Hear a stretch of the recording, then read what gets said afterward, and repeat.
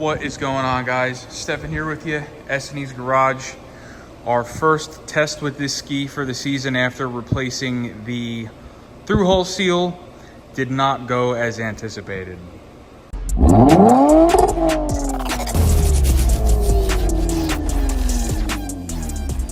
So if you saw our last video with this jet ski, we had the engine out of it and we went ahead and replaced the through-hole seal because it was leaking and filling the hole with water.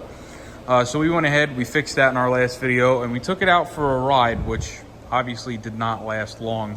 What ended up happening is back here, our steering cable ended up breaking, and we lost all steering control. And I somehow managed to limp this thing back to the house. So what we have here is a used steering cable that I bought from eBay. It is out of a freshwater ski and in excellent shape, and it was less than half the price of a new one. So that is the way we went. We're gonna go ahead and show you how to install it. So the first thing we're gonna start with doing here is removing the seats. I don't really need to show you how to do that. If you have one of these, you know how to take the seats off. Then we're gonna go ahead and pull this bucket off. And then we're gonna go ahead and remove all of the Phillips head screws here that hold this glove box on, and we're gonna go ahead and remove it. And everything that we're gonna need to access up front is going to be right behind that cover. Okay guys, so what you're gonna see once you get under here, if you turn your handlebars all the way to the left, is this ball and socket joint here. Now this is very simple. You just pull this collar down, it's spring loaded, and like you'll see, you pull this down and you pop this off of this ball and this will come loose. And now we just have to go ahead and remove that bushing. Once I figure out how to do that, I'll show you. So after a little bit of finagling and fighting, we got this out. We ended up going down there with that little screwdriver and just prying it from side to side and wiggling it. And then once we felt that it was loose enough, we just pulled it out. So that should be good there. And now what we're gonna do, we're gonna kind of put off what we're doing back here. And we're gonna come back here and we're gonna drop this ride plate, because now we need to be able to access the nut in there to go ahead and loosen the cable from back here.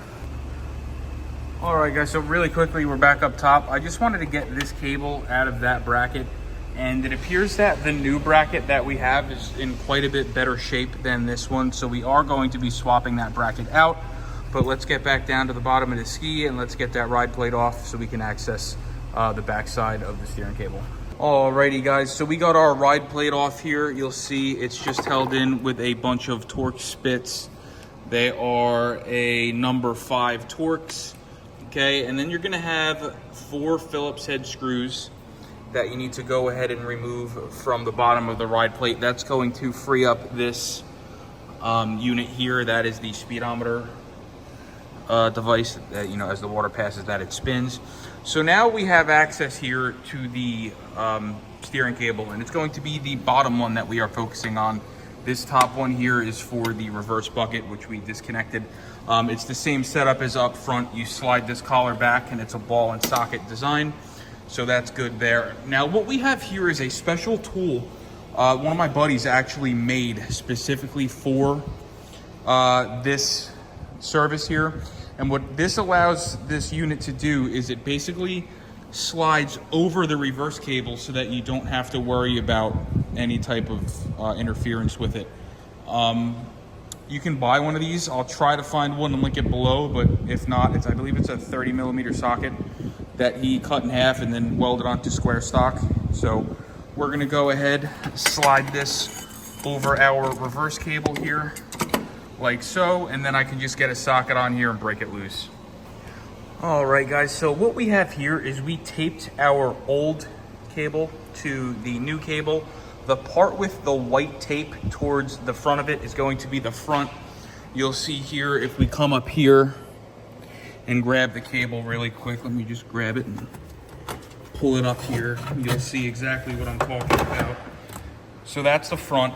So what we're gonna do now is we're just gonna go ahead and pull this cable through, and the new cable should follow and make its way up to the front of the ski. Okay guys, so we're just getting ready to go ahead and reinstall this cable with its nut. There are 3 things you're gonna have to put back here. First, you're gonna slide on your rubber O-ring, then your flat washer, and then this little lock washer is gonna slide into this guide there, I guess you can call it.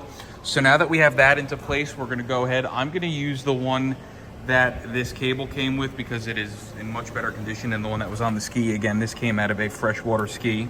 So we're gonna slide this over, and now we're just going to push this into the ski, and I'm going to get this started. Now, once it's started, we can go ahead and get our tool in there, tighten it down. Now, unfortunately for us, because of our cause of failure or mode of failure, the way this broke, I am going to be unable to count the spins to get the quote-unquote alignment correctly, because if I can find my old piece here, it's snapped inside of this, so I can't count how many times I have to take the threads out.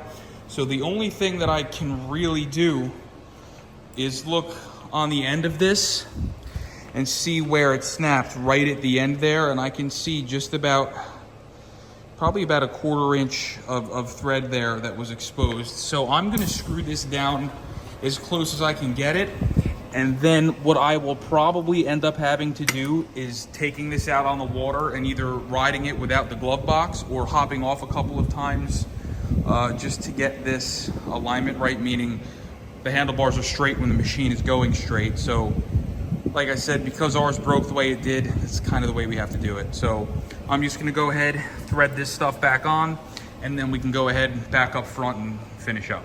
All right, guys, our steering cable is in. I can go ahead and grab this nozzle, and you'll see it's turning the steering wheel. The only thing I'm hitting here when you see me doing this is the reverse bucket there. So it's nice and smooth, everything's good. So what I'm gonna go ahead and do now is we're gonna go ahead, clean this ride plate up. I'm gonna go hose it down, make sure it's nice and clean. We're going to reinstall it, reconnect our reverse bucket, and then we're just gonna go ahead and put our glove box back in.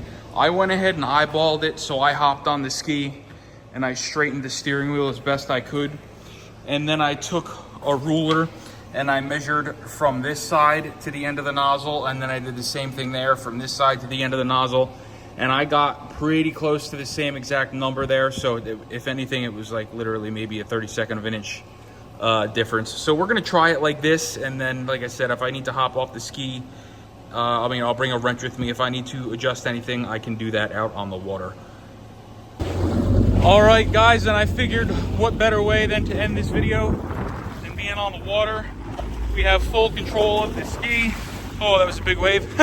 It is now floating, it is now steering, and everything is good. So we're just gonna go ahead before it gets too rough here, give this thing a real good trial run in this cove over here, and we're gonna head back home. Like, share, subscribe, have fun out on the water, be safe, and we'll see you next time.